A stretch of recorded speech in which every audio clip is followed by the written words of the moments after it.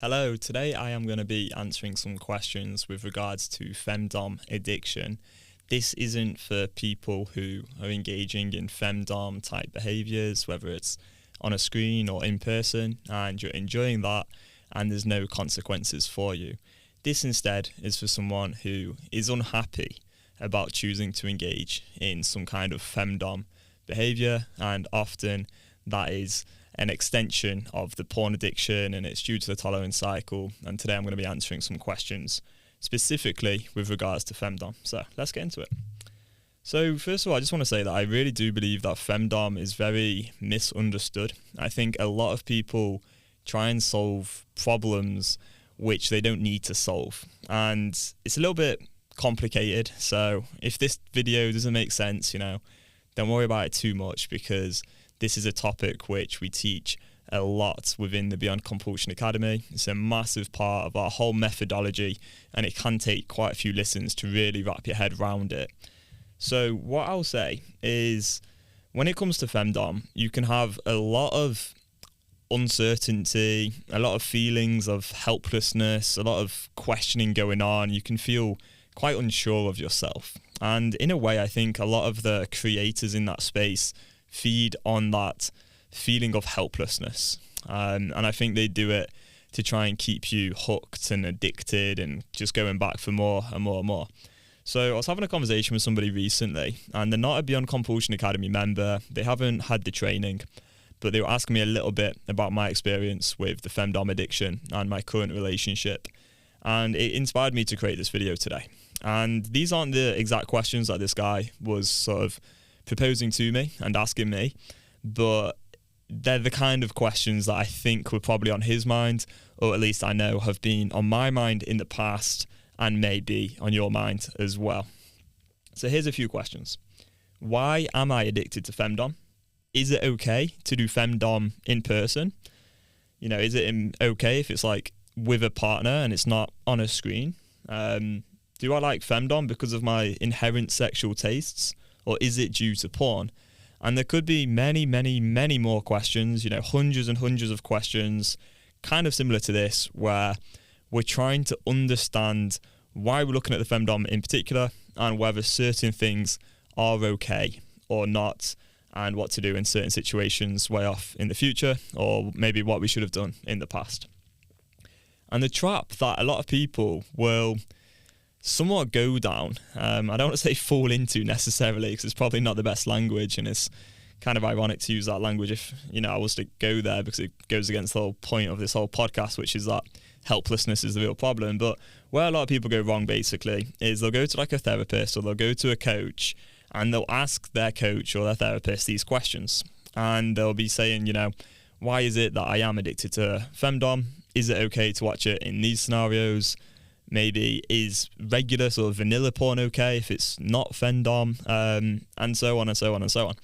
And they'll just go round and round in circles. And the problem is that a lot of therapists will actually try and answer those questions. And here's the problem, is that when you have an addiction of any kind, whether it's Femdom, food, nicotine, anything at all really, there's going to be these different parts going on in your mind. There's going to be a part of your mind that wants to engage in the behaviour. It wants to do it.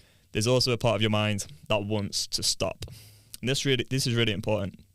So let's say you've got these questions going on, and you're sort of spinning out into feelings of helplessness, you're feeling very unsure of yourself, and you go see a therapist. Well, chances are they may ask you some questions and try and explore it with you further. And that might seem productive and helpful, but as I'm going to explain, it doesn't really lead anywhere very effective. So the sort of questions that a therapist could perhaps ask you, things like, are you under any stress at the moment? What triggers you to watch it? How does it make you feel? How does your partner feel about it? Could you do it with your partner, but without porn? And maybe even just reflect back when you ask them a question, they may just say, well, what do you think? How do you feel about it? And so on. So when I worked at the Samaritans for 2.5 years, I was volunteering my own time completely for free. We were trained to often reflect back and try and make the person we were talking to feel very heard. And so we would ask very open-ended questions, and we wouldn't really try and direct the conversation in any way or ever provide any advice at all. And that can work in certain situations when you're communicating with someone, but when it comes to addiction, it's highly ineffective. But it's a similar route to what a lot of therapists will go down, and some coaches as well. Probably less so of the coaches, but more the kind of therapist route. So what is the actual problem? Again, the real problem is that a part of you wants to stop engaging in a compulsive behaviour, but no matter how much you try, you keep engaging in the behaviour. When you break it down, that's what the real problem is.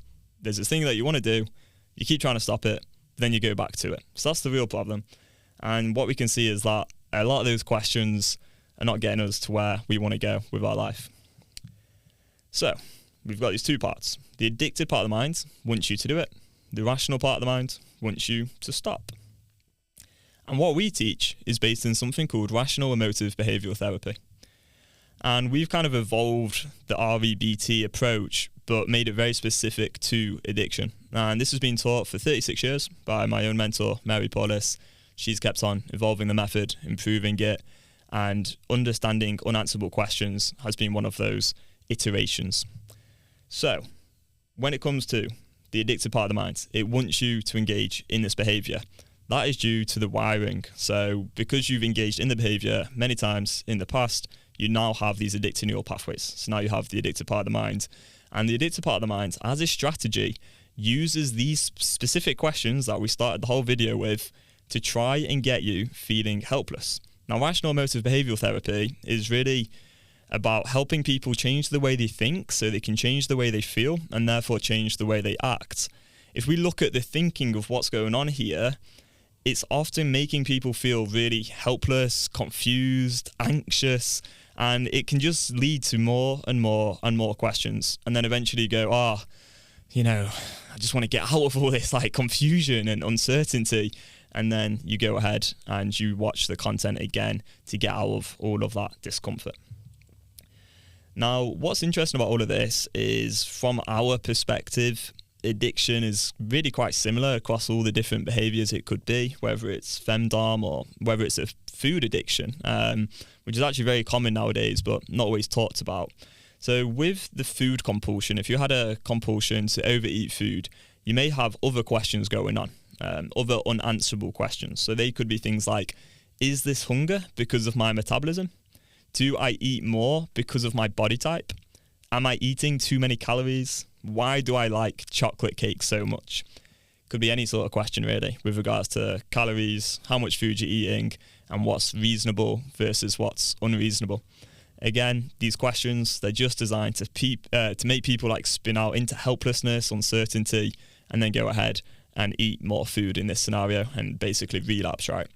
So that's what the addictive part of the mind wants you to do. It wants you to go circling around with these questions, asking other people, trying to explore them, and that can go on indefinitely. If you work with a therapist on trying to explore and answer these questions, you could be working with that same therapist for the rest of your life, or you may not get the answers you want from that therapist. You go to a different one, they'll give you different answers. You could go online, you could go on Reddit, you could go on social media, and you're going to get different answers from everyone. And honestly, you could spend your whole life just like swimming in these unanswerable questions, just like flooding your mind with uncertainty, doubt, a lack of self-assurance, and really just reinforcing those neural pathways of helplessness, those neural pathways of compulsivity.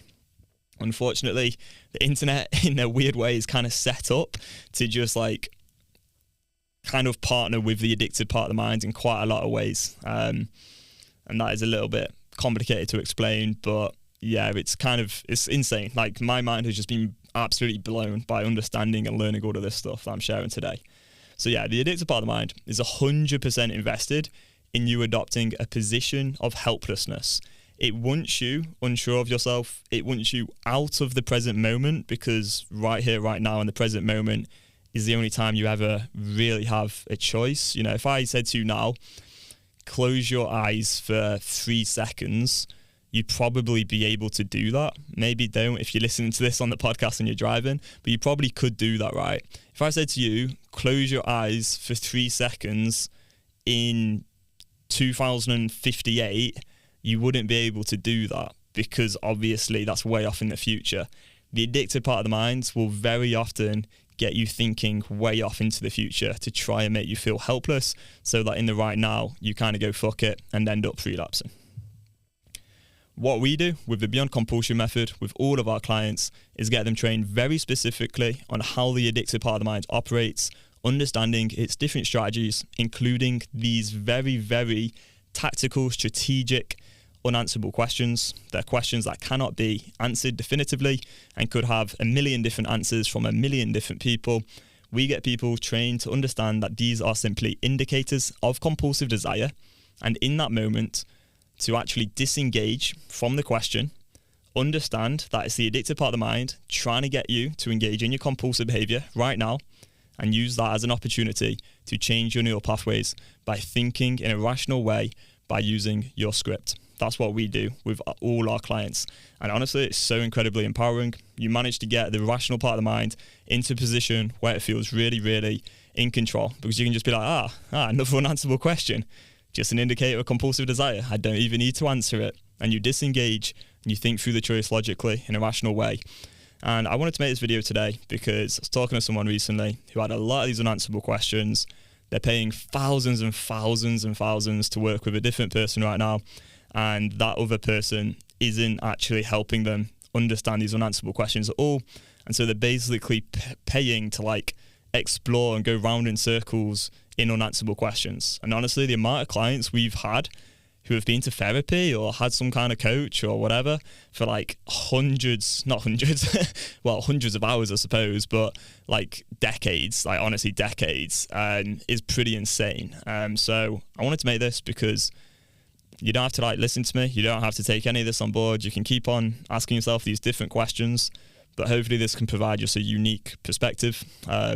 And for me anyway, it's been the most effective thing, and I see it being incredibly effective for my clients as well, to disengage from these questions, understand they're simply indicators of compulsive desire, and think through the choice in a rational way in that specific moment. You have the question, so you can be back in the present moment, back to right now, back focusing on simply your choice in that moment, understanding that these really are just symptoms of addiction. Hopefully that makes some sense. It's, as I say, it's quite a different concept. It's a big part of our whole Beyond Compulsion Academy methodology. And yeah, if you do have unanswerable questions, I really would advise not trying to get wrapped up in them, or asking me them either. If you're not a Beyond Compulsion Academy member and you come to me with an unanswerable question, I'm gonna just tell you it's an unanswerable question. I think it's not gonna help you. It's not gonna help me. And I do believe a lot of people misunderstand them, and it just reinforces helplessness, because if you ask someone else an unanswerable question, well, they also aren't really gonna know the answer. So you're both just gonna feel pretty doubtful and unsure and go around in circles. So this is really, really important to understand. Hopefully it can help someone. If you would like to learn more about the Beyond Compulsion method, then feel free to book in a one-on-one discovery call with myself. I'll leave a link below. Cheers, and we'll see you in the next one. Goodbye.